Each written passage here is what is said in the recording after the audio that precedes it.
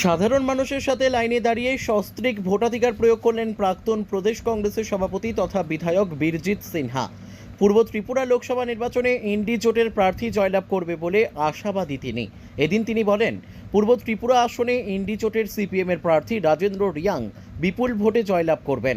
তিনি সিপিএমের প্রার্থী রাজেন্দ্র রিয়াংকে জয়ী করতে নিজের ভোট প্রদান করেছেন। সকাল থেকে উৎসবের মেজাজে জনগণ ভোটাধিকার প্রয়োগ করছেন। তার দাবি, প্রত্যেক ভোট কেন্দ্রে সিপিএম ও কংগ্রেসের পোলিং এজেন্ট দেওয়া হয়েছে। ইন্ডিয়া জোটের প্রার্থীর পক্ষে আমরা প্রচারও করেছি এবং এখন আমরা ভোট প্রয়োগ করলাম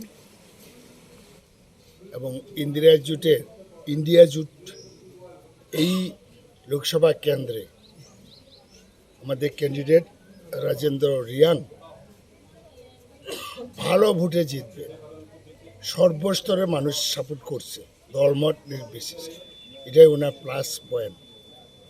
এটা সাংঘাতিক ব্যাপার, কারণ সিম্বল আরেক পার্টি, ক্যান্ডিডেট আরেক পার্টি, এইসব ব্যাপার নিয়ে ট্রাইবেলের মধ্যে নন ট্রাইবেলের মধ্যে ক্রিয়া করছে।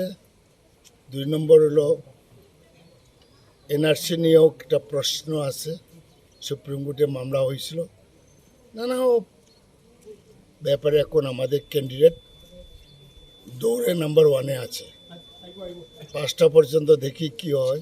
তা আমাদের এই অঞ্চলে মানুষ রাজনৈতিক সচেতন, এখানে মানুষ বিপুল ভোটে ওনাকে এগিয়ে নিয়ে যাবে।